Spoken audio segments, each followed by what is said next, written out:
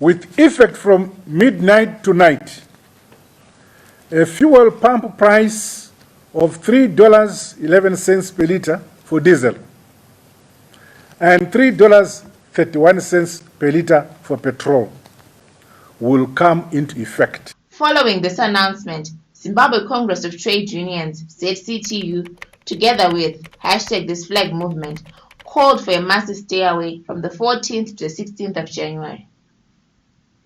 The stay away resulted in mass protests intended to send a signal to the government. Children between the ages of 9 to 16 years were among the victims of human rights violations unleashed mainly by male perpetrators whom the victims identified as wearing either military or police attire, armed with AK rifles and or button sticks.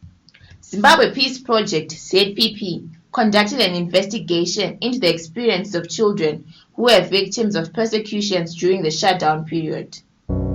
This study sought to assess the traceable peacefulness of these children going forward and to identify how they can be given befitting peace-building assistance. These are their stories. We were inside the house, you see.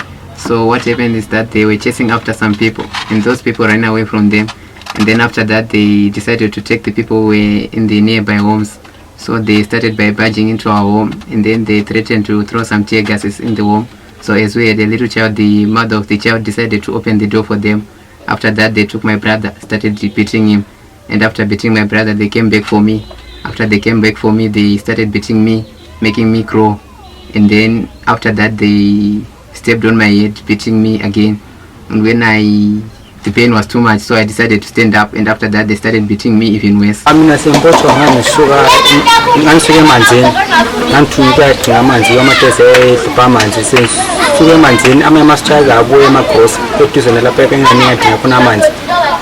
babuyela futhi sebethulisa abantu emsindweni oqala babuyela baya ku-chips okulo abantu abeluthi kasi ukuhlatshwa ngemva kombhobho kuthiwa yimile kade senza umsindo nokulutshona kwethu esasiyibo bona saphosa lapho ngithiwa khulena etrakini lapho sakhanyisa khona ekhemp sakaita mutobe kokwana vakavantora vachinipa mhosva yekunzi kwaindandaluta vachopisa asi inandisinachadandatora because nandistoripo pachiitwa ichocho vakasvika vakapinda mumba vakaona upfu hwakauzere usina kwavugwa 10 kg yehupu then ndobva vadoti mune upfu munomu timi wakaluta upfu kwachopisi ndikati ina handizvizivi zvamukutaura ndokwadika zvehundo vachinditora mumba vakanditora vakandikata muzistera ndakasunga izvozvo handiti these people and vakauya vakapinda inini I live close kumagrosa the biggest magrosa muno, and so vakauya door to door vachitopkanya madoo vachivandalize property and vachivandalize property vachitora every male person angaripo. ndakabatwa ndiri mumba ndakagara tangu vangosvika vakati uraidiwo tokanda mategas buda izvezvi vakabva tanzisa pane musikana anga ane mwana vakabva vavhura dhoo vakabva vabuda vakabva vatanga kutora vakomana 2 vakazodzoka vachitora inini vakabva vandrova vakati aiwo chitori fresh fambai noyo zvakabva zvanzidaidza vanhu vari pasalvation ndakavadana zvikanzi kudana here vakatanga ndova nemambamo zvikanzi kambaira izvezvi muchipinda mumota tikakambaira vakatanga kuti kava vachipinda mumota vakabva vatirarisa takagara usiku hwese tikazomangwana acho makuseni ndopa vakabva vatitora mafingerprints takabva tazonzi inini ndakazonzi ndiri underage saka ndibhadhari. These harrowing tales told by victims were only but a start to their experiences. Post-protest retribution by the ZRP and ZNA officers resulted in the warehouse arrest and detentions of over 954 people across the country, including children between the ages of 9 to 16 years. The highest recorded arrests were in Harare, followed by Bulawayo and then Midlands.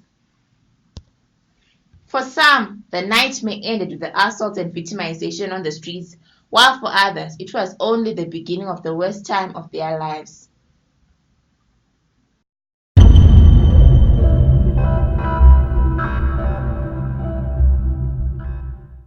Groups of miners who I interacted with at Harare Central, that was on the 16th of January, had been rounded up 2 days prior on the Monday, and they had been detained for that time. During that time, they hadn't been given any food. They had been beaten up by the police, made to do demeaning things like yapping like dogs. The most striking one for me was the fact that for almost 3 days they've been arrested in the evening, I think, or the afternoon of Monday. And when we saw them, this was now more than 48 hours later. These young guys had not been given any food. We'd go there in the morning, women is chikafu, and they would say 6 o'clock.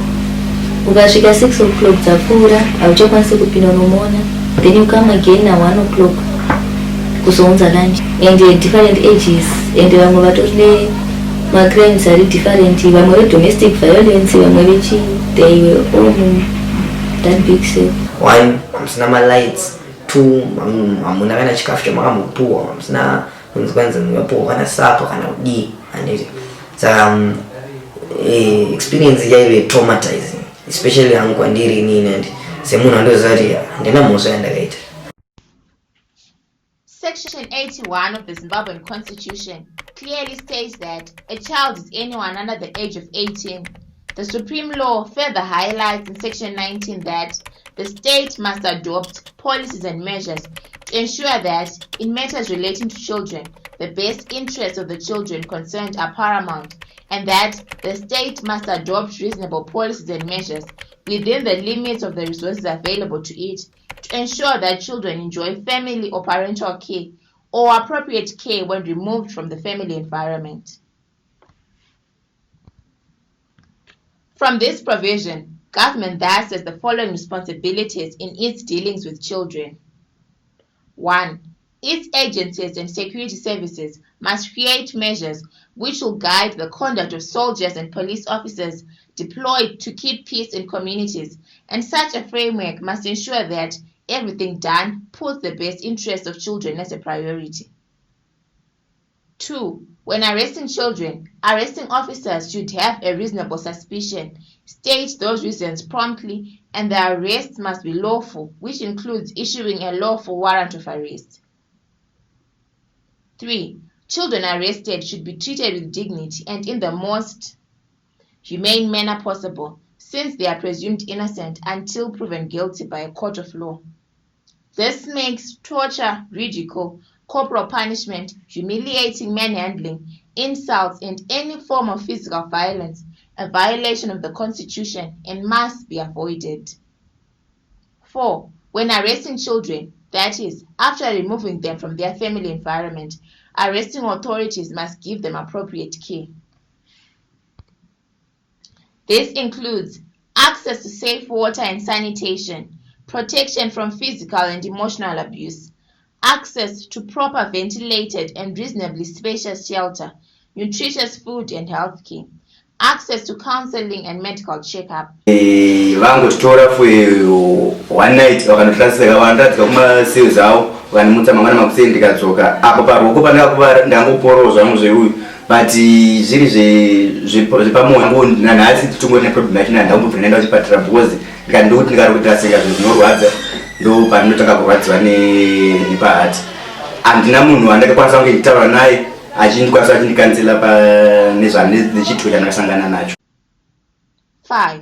Children must not be detained unless if all other practicable ways of handling them have been exhausted and or objectively found to be unfit. If detained, they must not be kept for a long period or mixed with adults, and conditions therein must differ from those of adults. Start or attend road still to Skansen, the Mamchiluta Quantropis Mamma Pacat protest. Isu Tingori Tare about 5 Vakascan of Capizom, so most of our Musana. The research revealed that an overwhelming number of victims' sense of personal security has been negatively affected by the events of the January protests. Most notably, the experience has left a sense of mistrust of state security agents, as child victims feel that they cannot and do not trust them. I think it was a harsh treatment for me, because if I look into the story, the soldiers are not supposed to do this to the Zimbabweans. as the citizens of Zimbabwe, they are supposed to enforce the laws. So what they did was totally wrong and against it. Our research revealed that an overwhelming 81% of the children interviewed do not trust the state security agents as guarantors of their personal security. The military and police, they are not here to protect us because of what happened before.